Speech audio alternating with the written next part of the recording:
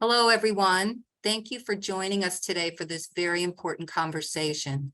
My name is Sarah Gardner, and I'm the Chief Executive Officer of the Fund for Public Health in New York City. For those of you who aren't familiar with us, we're an independent nonprofit that works in close partnership with the City Health Department to facilitate partnerships and launch innovative public health initiatives designed to improve the health of all New Yorkers. One of the most critical public health issues that we face as a nation is the maternal health of Black women and birthing persons. The U.S. has the worst maternal health outcomes for all women of all races and economic status when compared to most other industrialized countries. In New York City, the statistics are particularly stark. Black women and birthing persons are 9 times more likely to die from a pregnancy-related cause than their white counterparts. Thankfully, the City of New York, and in particular, the City Health Department, is responding to address these unacceptable disparities in maternal health with several programs that expand services, maximize resources, and strengthen community partnerships. One of these, which you're about to hear about, is called the Birth Equity Initiative, which is led by 2 distinguished leaders at the New York City Health Department, 2 people that myself and my colleagues are very privileged to have the honor to work with. The first one is Dr. Michelle Morse. Dr. Morse is the Chief Medical Officer and Deputy Commissioner at the Health Department for the Center for Health Equity and Community Wellness. She leads the agency's work in bridging public health and healthcare and ensuring greater alignment and coordination with healthcare system clinicians. And we also have Dr. Zahira McNatt. Dr. McNatt is the Assistant Commissioner for the Bureau of Brooklyn Neighborhood Health at the Health Department. Before I turn it over to the guests, just some quick housekeeping. Dr. Morse and Dr. McNatt will share a presentation, and then we'll follow that by discussion and some time for Q&A. You're welcome to enter your questions into the chat, and we will try to get to as many of them as possible. Thank you. And now to you, Dr. Morse and Dr. McNatt. Thank you so much, Sarah, and great to be with you all virtually this morning. It's just a real honor to dig into what is one of the most distressing and unjust inequities in New York City, specifically the high rates of Black maternal mortality and birthing people's mortality. And so we at the Health Department in New York City, of course, as an agency, have worked on this issue for quite some time. And Dr. McNatt and I both acknowledge constantly that this is generational work, for sure. This is not the kind of work that can be transformed or changed or have impact in months or sometimes even years. It's really a matter of our commitment as a city, as government, and in partnership with folks like yourselves, that we can work across sectors to really dig into and address and have impact on improving this particular series of outcomes. And so we're going to speak very, very briefly, very big picture about some of the ways in which we're building on the work that the Health Department has done, again, for decades on this topic, and speak to a couple of new ways that we are trying to make sure that that work is greater than the sum of the parts and has even deeper impact, again, knowing that it's sustained commitment to the issue, to better understanding the drivers of inequities in birth outcomes, and to really be committed to both old and new solutions to what is a unfortunately very old problem. So with that, I think we could pull up some slides and jump right in. Today, we are planning to speak specifically to, and we can move to the next slide, specifically to some of the data that we think is critical for partners like yourselves to understand about this issue. We'll speak also briefly about the role of the Health Department over time, and then we'll speak specifically about the Chief Medical Officer Birth Equity Initiative as well. And we'll leave lots of time for questions, comments, and discussion. And so I believe I'm passing it over to Dr. McNatt for some of the grounding in our data. Hi, good morning. Thank you so much. Much appreciation to you all for joining us during this time and engaging in a challenging but also really important conversation. So I thought we would just jump right in and talk a little bit about what the data tells us about maternal health, particularly for Black women and birthing persons, and then talk a little bit about what the Department of Health has historically done, and then hand back over to Dr. Morse to tell you more about the Chief Medical Officer Birth Equity Initiative. So we can move to the next slide. And this is sort of a high level kind of 30,000 foot glance. Where does the United States lie in relationship to other high income country peers? And so here you can see that the US is at the top of this screen, essentially with the highest level of maternal mortality in relationship to a lot of other comparable nations when we think about GDP. This number is actually increased since COVID-19, so it's now upwards of 30. And we just recognize that a lot of this is about structural racism. And so when we move to the next slide, we have a chance to look at what the differences are between the experience of Black women and birthing persons and white women and birthing persons, and understand the sort of history of these inequities. And so I think ask you to look at the green line and to look at the purple line, and that's where you're looking for the difference or the inequity. Again, this was around 2017. Since then, these inequities have expanded, and then the overall mortality rate for the nation has become higher through the COVID-19 pandemic experience. Next slide. We also want to talk a little bit about, that sort of first comparing us to other nations, then thinking about us, then thinking about racial inequities within the nation. And then here we're looking at New York City, and you can bring it all up. When we think about New York City, we are doing worse than many other parts of the country. And then we are doing worse than the country on average. And so what's really important or helpful to see here is that on average between 2001 and 2018, Black mothers were 9.4 times more likely to die of a pregnancy-related death compared to their white mothers, or compared to white mothers, and you heard that from Sarah as well. It's also really important to understand that these deaths, the vast majority of them are preventable. And so I'll ask you to take a look at the bullet that starts with 75%. This was always a really striking data point for us, that 75% of pregnancy-associated deaths among Black mothers were preventable, compared to 43% in their white counterparts and 65% in their Latina counterparts. What does that really mean? Why does that matter? What we're saying generally is we can prevent these deaths, and that we do it better for white mothers than we do for Black mothers and birthing persons. And that's a really important distinction, because we're not saying this is work we don't know how to do. We're saying this is work we know how to do for particular populations.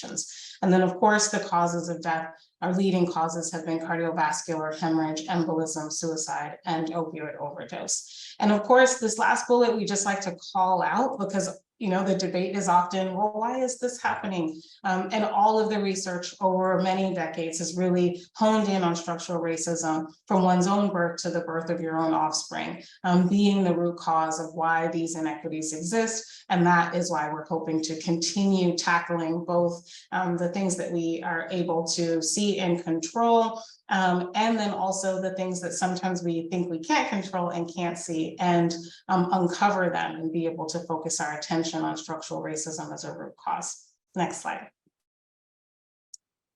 We also get questions about when are these deaths happening and in what period of time. So I know this slide has a lot going on. I would say pay attention to the gray area. So pregnancy-associated deaths are occurring within 43 days of your birth up until 365 days after the birth. And those are from mental health conditions, from cancer, and from cardiovascular conditions. So what that tells us is the hospital is an important place for us to focus. We also understand that once you are at home and you have given birth, that the level of attention that we're paying to folks during their postpartum period, and then particularly to Black women and birthing persons during their postpartum period, is not enough. And so we want to be able to highlight the importance of postpartum services.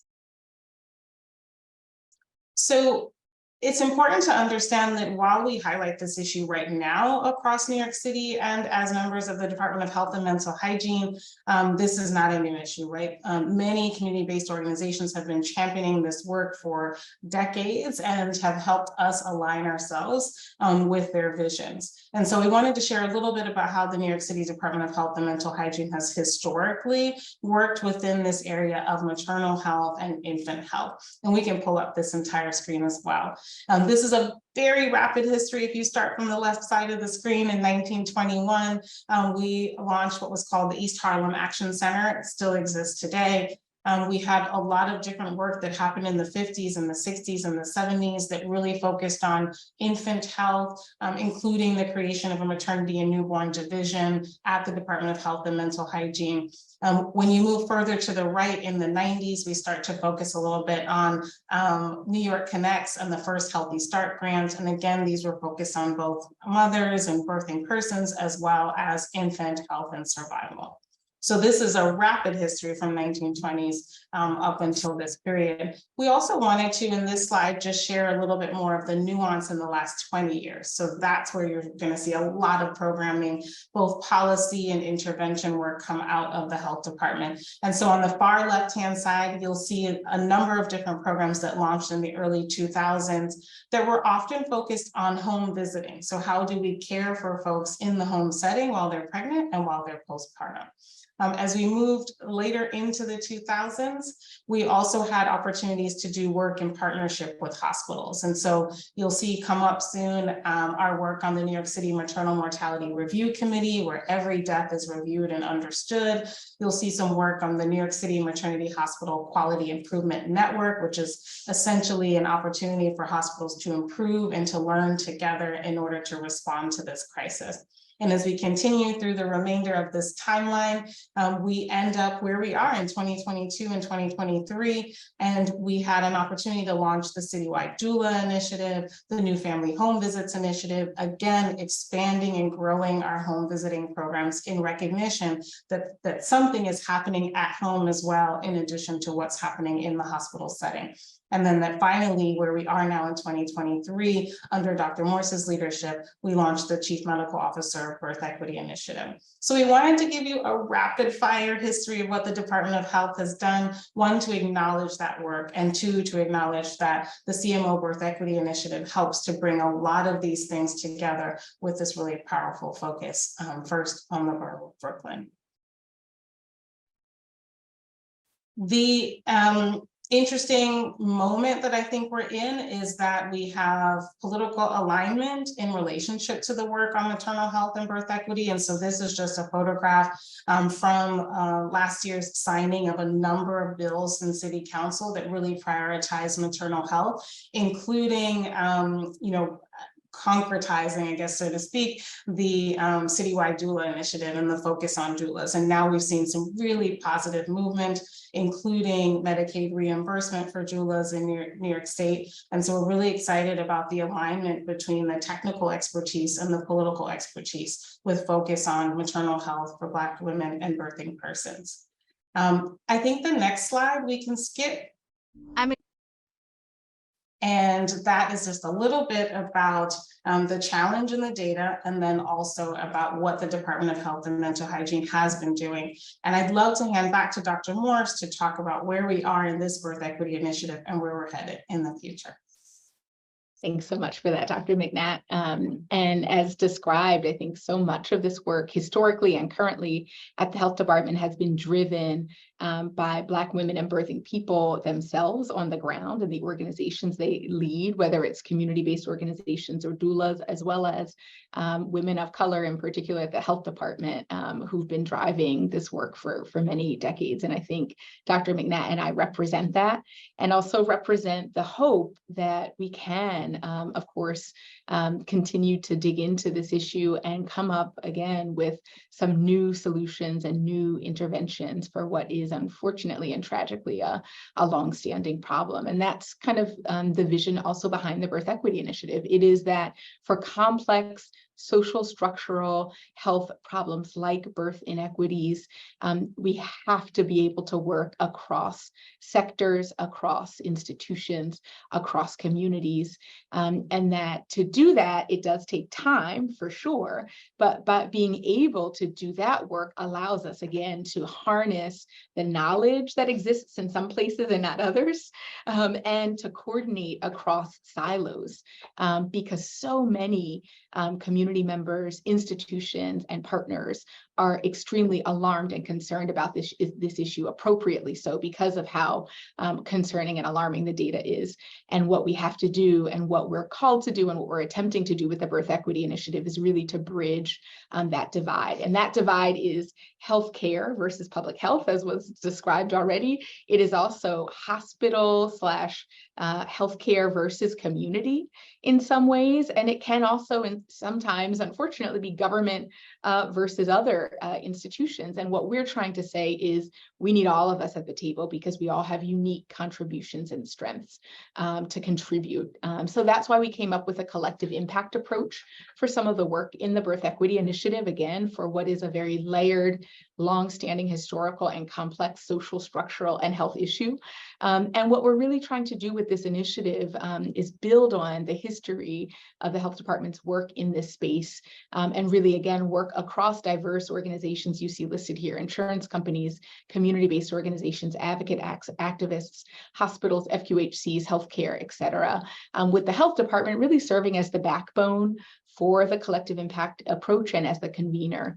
So that's just one aspect of the Birth Equity Initiative. We're going to get into a few more aspects of it. So there are three components specifically. The first is a working group, and Dr. McNatt alluded to this already. We've decided to focus the working group using a collective impact approach initially in Brooklyn. And the reason for that is because Brooklyn has the largest population of all the boroughs in the city and the largest number of births, as well as the largest number of births to Black women and birthing people. And as we described, and as Dr. McNatt so clearly stated, we are really focused on Black maternal mortality here, because that is the place that we need to focus and center our efforts. That is where the most unjust outcomes are happening. And so with that commitment in mind, we have developed this working group that works across all the sectors I just mentioned to focus resources, attention, analysis, and interventions in Brooklyn as a model that could be scaled across other boroughs as well, as we find success. We have been convening this working group for about a year now, and I'm going to say a little more in the next slide about what we've been doing over the past year. The second is really getting into the health policy space. And for those of you who know the health policy world, you know it is extremely under-leveraged for health equity goals. And so part of our goal with this payment model is to actually change the incentives. As many of you know right now, in many ways, healthcare, and I'm an internal medicine physician myself, I see this in my own practice at Kings County Hospital. Sometimes what happens is that we are resourced and paid to provide sick care instead of care that helps to prevent health and social issues. And part of what we want to do and are doing in this payment model is to actually incentivize both healthcare providers and community-based organizations to do the preventive care, the wraparound services, the proactive care that is going to ensure that Black women and birthing people are healthier pre-conception, during the period of pregnancy, and afterwards. And then the third to that specific point is really around integrating primary care and birth equity. This is really getting at the point that anyone who's of childbearing age, their health needs to be prioritized, as does the health of all New Yorkers.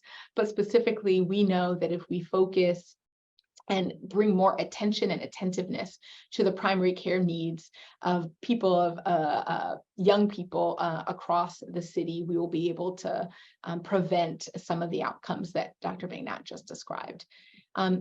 Very briefly on the next slide, you'll see a rainbow of members of the Brooklyn working group that's using a collective impact approach. It is broad and deep at the same time. And many of these institutions work in Brooklyn and other boroughs. Again, another reason that we are starting in Brooklyn and planning to leverage those learnings potentially across other boroughs in the future. But specifically, what we've done so far is we've developed a collective impact goal and vision, which is to reduce preventable mortality by 50% over the next 5 years. We've also developed a map of current programming in Brooklyn that addresses birth equity areas and topics. And then we've also adopted a series of measures and outcomes, data that we will monitor and report out on over the next several years of this initiative. So those were three major feats over the past year of this convening. And now we're moving into even more impactful actions as well with this working group that we can talk more about.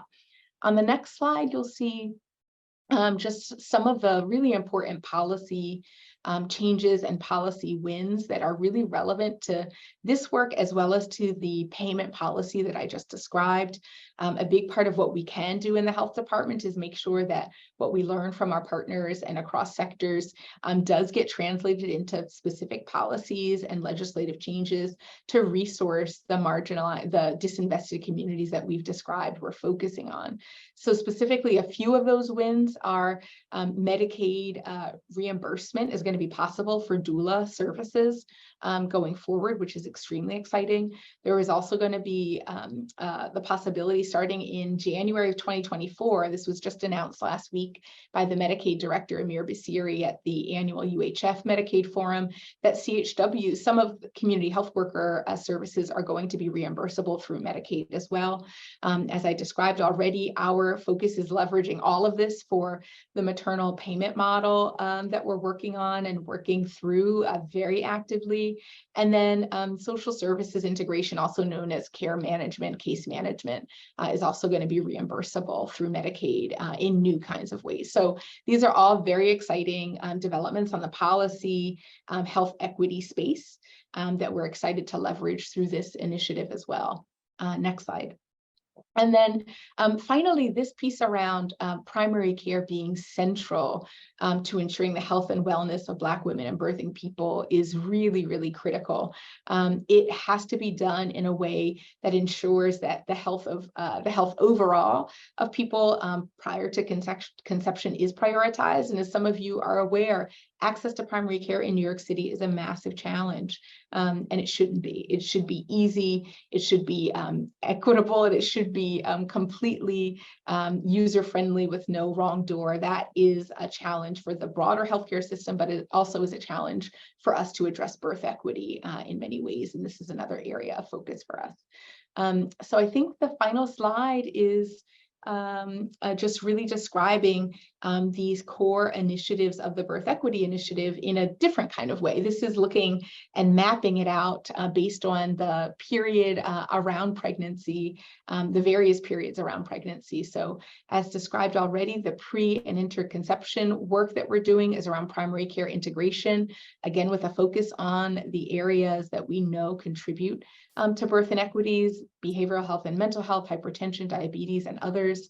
Around the pregnancy and postpartum period, our work is focused on family wellness suites, which we can speak more about, but already exist across the health department in the communities that we know need to be prioritized across Brooklyn, the Bronx, and Upper Manhattan, Harlem. We also plan to expand the citywide doula initiative, can talk more about that if there's interest. And then stress-free zones are a even broader version of the family wellness suites that include registration for social services and other types of health and social services as well.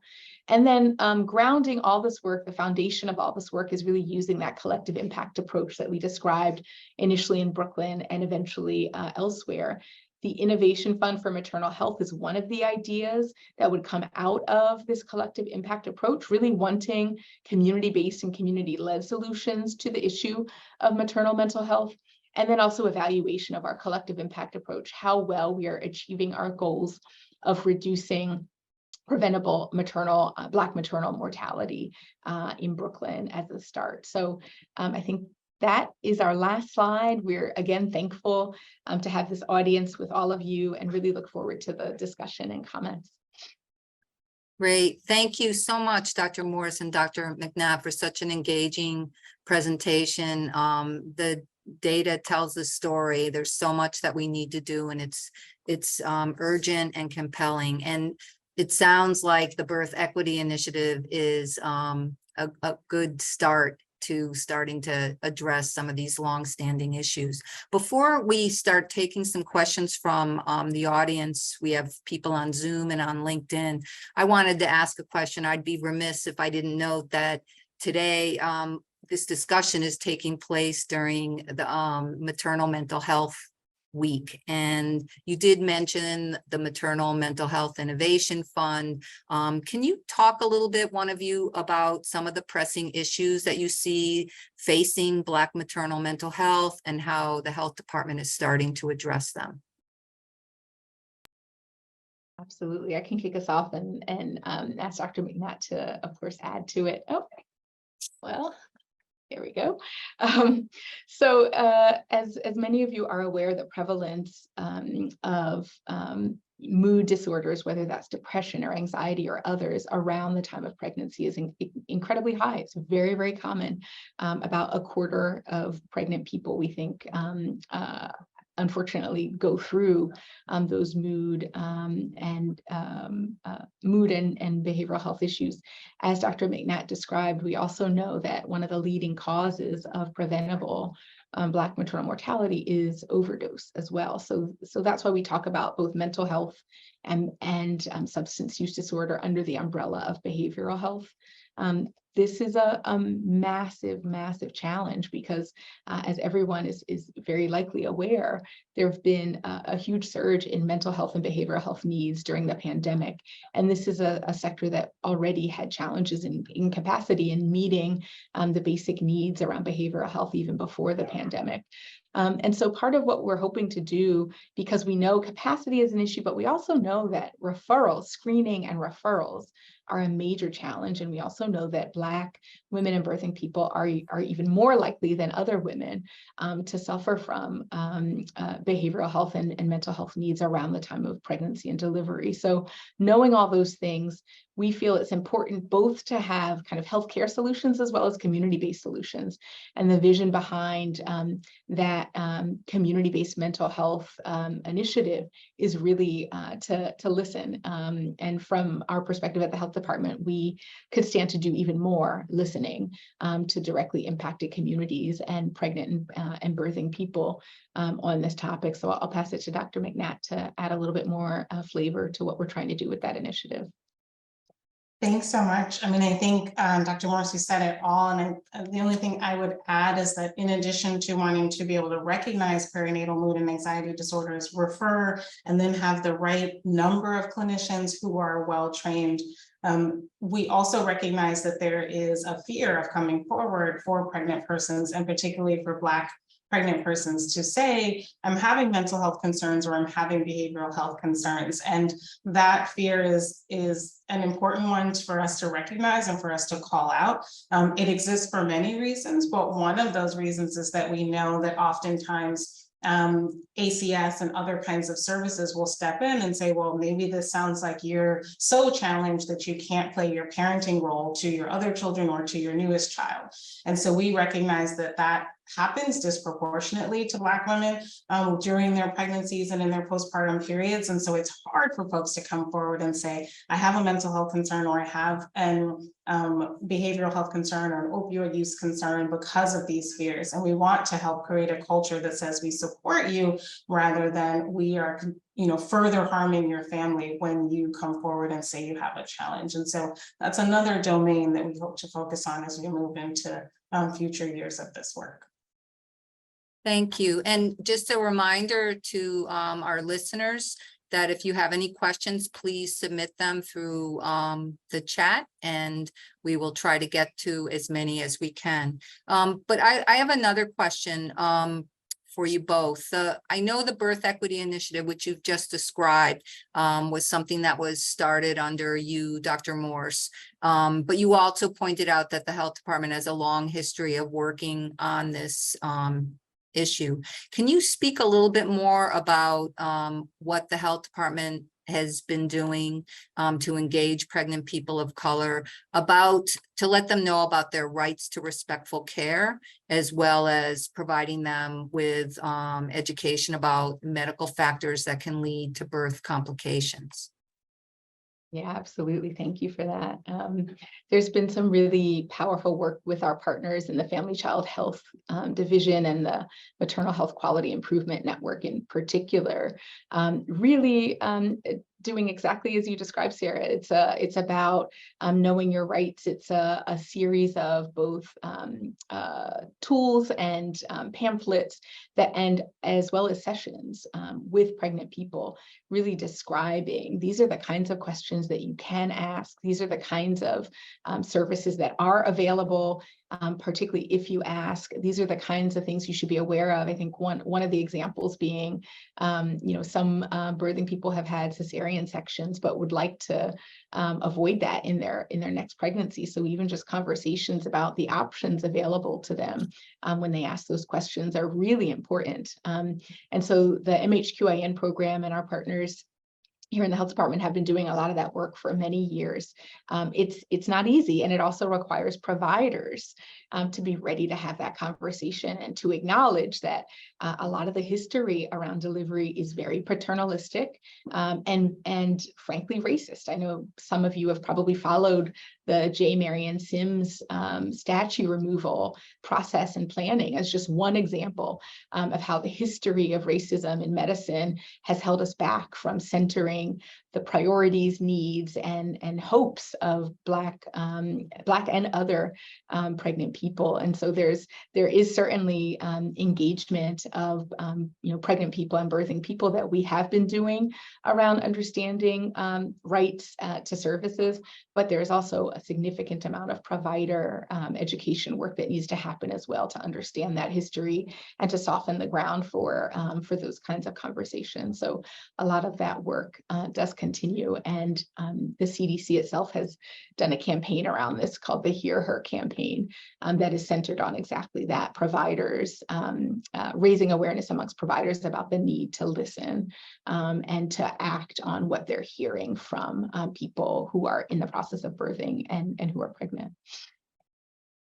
Can you say a little bit more, one of you, about the specifically what's being done at the clinical level in hospitals to really address these issues, biases that providers have? Because I think that's probably a very difficult thing to change, and I wonder how that work is going, and what are the specific interventions that you're bringing to that? Absolutely, I can start and then welcome Dr. McNatt's contributions as well. But some of the work that's happening and some of the work that's been ongoing for quite some time is there is a maternal mortality review committee that the New York City Health Department convenes and supports. And that committee really examines in depth and rigorously using CDC tools and other tools to really understand some of the drivers and causes when unfortunate outcomes do happen. And what they've done in that committee also is to turn those patterns into a series of recommendations. And so some of those recommendations are being taken up, and there's a lot more work to do to continue that. We've also partnered with the hospitals to support their own data infrastructure around being able to, do more timely tracking and understanding of what happens when a bad outcome happens and how to actually address it. And there's work happening at the state as well, at the state government level on this topic as well, in partnership with many of the hospitals in New York City to advance both the quality improvement initiatives that can help to more rapidly address any of the patient safety issues that are coming up as a part of the review, when a bad outcome happens. And then there's also work happening to train providers in anti-racism. So that is another significant component of all of this. And the final piece I'll mention is ACOG, the American College of Obstetrics and Gynecology, has developed a number of toolkits that are around safe hospital discharge, that are around addressing some of the patterns of preventable mortality, and those have become nationally recognized bundles and tools that are being used by some of the hospitals in New York City. And I said that was the final thing, but it's also important to know that the regulators for hospitals are really looking very deeply at this issue, including the Joint Commission and other entities that are also offering grades and evaluations of the hospitals on how they're doing on this particular topic. So a lot of activities, but again, I think there's a lot more we can be doing, and we also have to acknowledge that this challenge is not going to be solved overnight. It is going to take time. Thank you. And we have quite a number of questions in the chat, so I'm going to ask some of the questions from our participants. The first one is for the BEI initiative. How many, and acknowledging that you're starting with a focus on Brooklyn, how many years do you anticipate testing the model in Brooklyn, and what are plans, if there are any at this juncture, for replication across the city?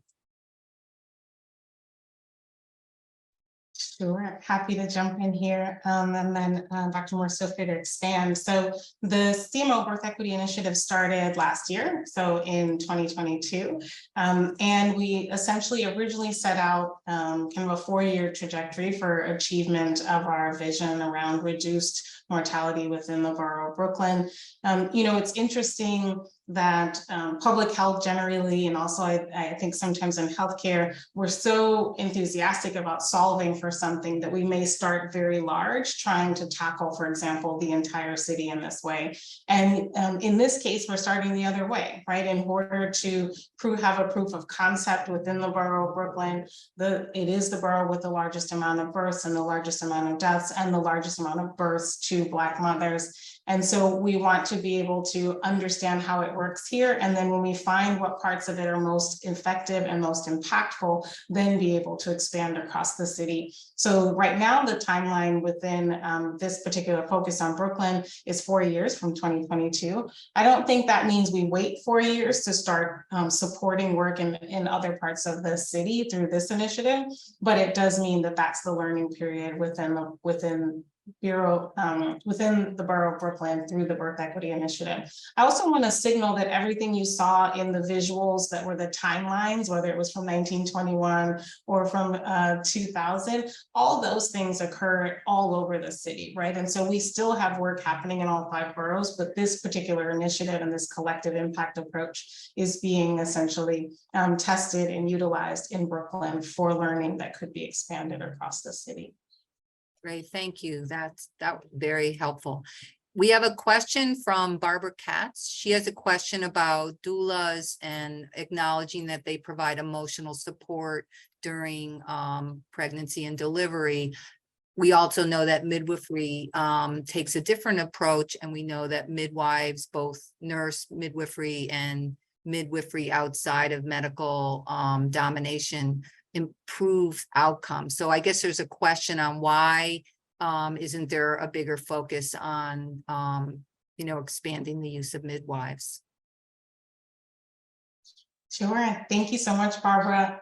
Much appreciation for that question and the sort of call out and call in to the need for more support of midwives, but also specifically more support for midwifery-led models in the hospital setting. So I would say that our team here at the Department of Health and Mental Hygiene is in 100% agreement on that, both the support to midwives and the the opportunity for them to be able to function in the ways that the midwifery model calls for. The data does say that, you know, the participation of midwives in the birthing experience improves all the outcomes that we care about. So what I would say is that the health department, you know, stands behind both the function of midwives and the function of doulas. We recognize them as two very different roles, right? So midwives being a very clinical function, doulas being a non-clinical partnership accompaniment function. And we recognize that in addition to all the other players in a team that supports a pregnant person,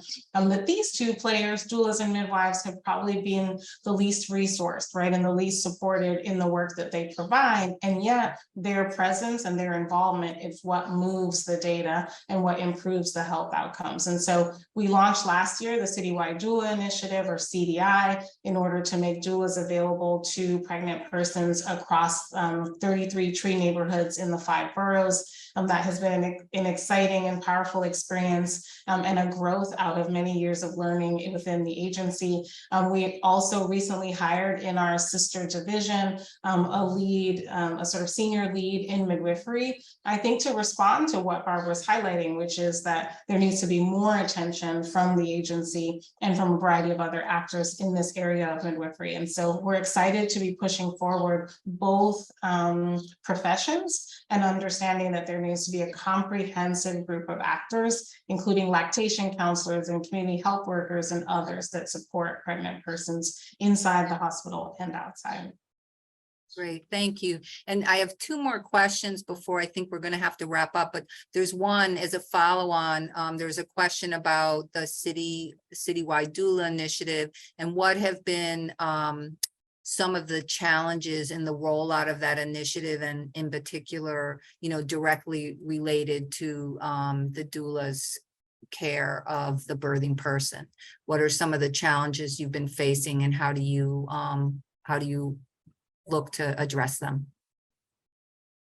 I can start if that's helpful, and Dr. McNatt, feel free to add. I think it's number one, I think what we know from almost 20 years of experience partnering with doulas and organizations led by doulas is that the work of doulas is critical, and yet unfortunately sometimes under-resourced.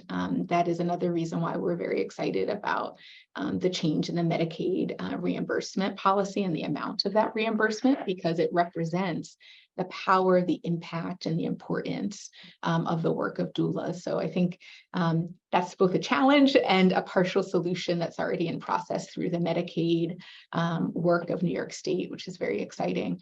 I think another challenge is the challenge that we're having across the whole entire healthcare and public health system right now, which is just workforce shortages. Number one, people are being asked to do too much. Number two, people are being, including doulas specifically, are being asked also to do too much without the support that they need. I think that remains a challenge for our partnership with doulas. And there are a number of ways that we've tried to mitigate it, but there's no getting out of the fact that we have an extensive workforce pipeline challenge in New York City and across the country when it comes to needs for birthing people, including doulas. Part of our solution to that has been, as a part of the Citywide Doula Initiative, to invest in training more doulas and doula apprentices and supporting more doulas coming into this work and into the workforce. And then I would just say that there are always challenges in serving serving disinvested communities where the needs are far larger than many of the programs that we're currently running. And that's part of the reason for the expansions that we're describing. There are more, but those are just a few. And again, many of those challenges have partial solutions, but some of them don't. But Dr. McNatt, please feel free to add to that. Okay, thank you, Dr. Morse. There's a question somebody wrote in, wanted to have you expand a little bit on, since primary care is so essential and kind of foundational for, you know, a person who's a pregnant person, if they go into the pregnancy healthier, without some of the chronic underlying conditions that tend to complicate pregnancies. So can you talk a little bit more about the plans for a focus on primary care and keeping people healthy? Absolutely, yeah. I was myself trained in both primary care and inpatient care, and so it gets to the heart and soul of my practice, and again, some of the challenges with access to healthcare. But the approach that we're planning and taking is really about acknowledging that our partners who are federally qualified health centers are often already serving Black women and birthing people. And the question is just how can we support them to do that even better and with even fewer barriers to accessing primary care. So that includes building on what we already have within the health department. We have a partnership called NYC Reach. And that program is a program that really partners with primary care centers across the whole entire city to support them in both data collection as well as interventions to address the most pressing health needs in primary care. And those are the same old things that we're constantly battling: the chronic diseases, high blood pressure, diabetes. In fact, for adult Black women in New York City, the prevalence of high blood pressure is 41% based on the data that we have across the city. So these are incredibly common issues and ones that we need to build even more capacity to address. So what we're proposing for the primary care piece as a start is to partner with 7 FQHCs in Brooklyn, specifically serving the communities, again, that we've already described and agreed have to be prioritized, and really helping them to see what are the ways in which they can engage folks who are not already in care. Where are the places that they can do that? How can they use community health workers to do that engagement and to get folks into care? And the idea there is, again, it's the core public health services. It's community engagement, it's screening, it's public health education, but it's prioritizing young women and young Black women and going to the places where they go and partnering with the FQHCs to go to the places where they go. So it is it's expansive. it's a challenge because it's so broad. And at the same time, if we can show in the partnership with those FQHCs that we start with that they're able to have the impact both in getting folks into care and getting them screened and up to date on all their preventive care, that will have an impact for those women and birthing people specifically in future pregnancies. Great, thank you. I think that we should probably move on. There's quite a number of other questions, and we will attempt to get answers to the questions out to people and really appreciate everyone joining us this morning. These types of discussions are so critical, and we will host and manage others as we move forward with the implementation of the Birth Equity Initiative in Brooklyn. So stay tuned for that. But right now, I think that you heard today, we're really counting on support from the community, and we need, to create public-private partnerships to really move this work forward. There's a lot of investment from the city and other public monies that are available to help do this, but to really move things forward, we need to engage philanthropic partners from the community, and also thought partners in the community who are actually in the trenches doing the work. So I'm going to pass it over to our Chief Development Officer, Maritza Arroyo, who's going to talk a little bit about the partnerships that we are looking to form. Thank you, Sarah, and thank you, Dr. Morse and Dr. McNatt, for your committedness, right, to this important crisis that we're facing here in New York City. As Sarah shared, we are in the process of really looking to raise awareness as a call to action. So, thank you, participants, for attending today. One of the ways that you can help is really share this crisis of 9 times likely of Black women dying compared to their white counterparts. It's tremendously a crisis. So share it with everyone you know. Share it with your corporate partners, your workplace. We could use corporate support in really launching these initiatives here in Brooklyn. And a second call to action is to be a connector.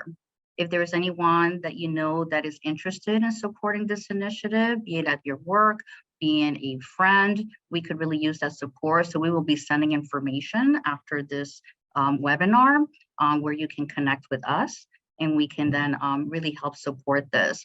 As an announcement, we are planning to have a roundtable in September or October is where we're planning to have really New York City women and men who really care about tackling this crisis to really formulate some strategies, corporate partnership strategy and individual strategy in how we can really launch, this initiative, the expansion of this in Brooklyn, and really learn from this so that the vision is that we can somehow replicate it right across the city and really reduce this statistic that is really unacceptable for us here in New York City. So I thank you in advance, and I look forward to connecting with you all.